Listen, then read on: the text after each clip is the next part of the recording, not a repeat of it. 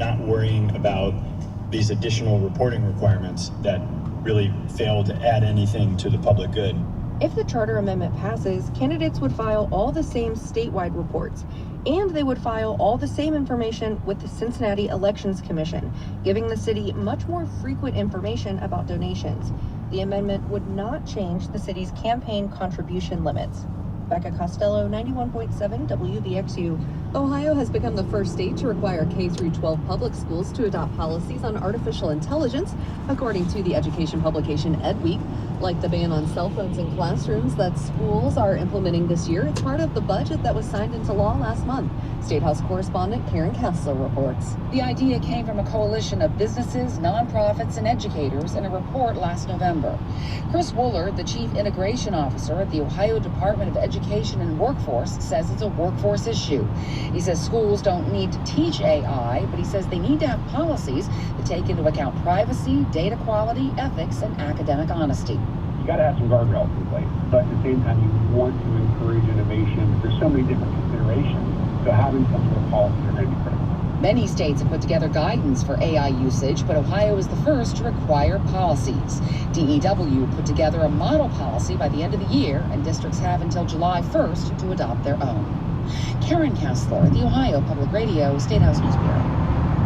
Employers across Indiana want to provide on-the-job training opportunities for student and adult learners, but Indiana Public Broadcasting's Tamoria Cunningham reports a new survey shows many employers say there are barriers. Employers cite challenges like staff capacity, legal liability, and financial barriers. Stephanie Wells is with the Indiana Fiscal Policy Institute, which co-released the report.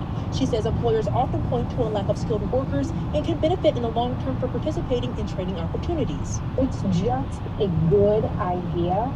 If we can get more, job seekers placed, learners placed with these employers in these programs. The report makes several policy recommendations, including money for employers to build up training staff and funds to support intermediaries to help with logistics.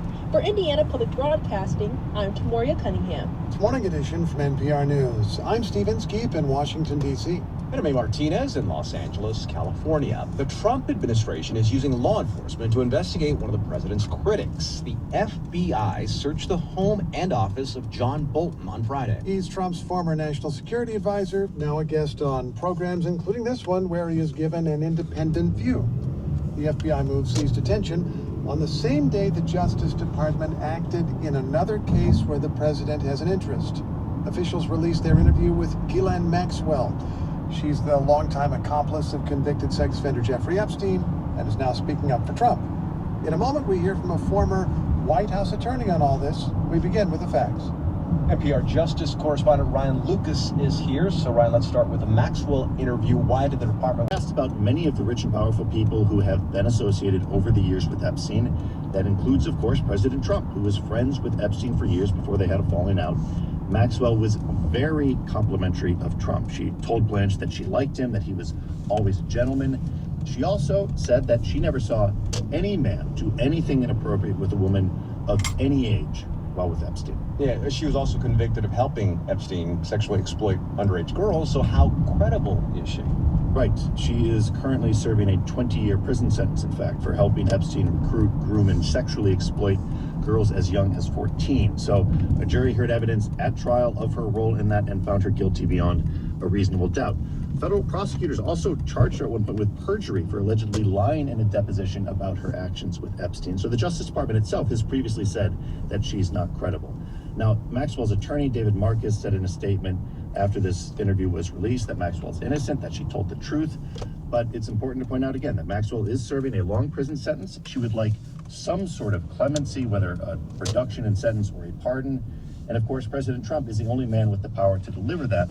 I'll also note that shortly after Maxwell's interview with Blanche, she was moved from a federal prison in Florida to a minimum security prison camp in Texas. All right, let's turn now to John Bolton, the search of John Bolton's home and office.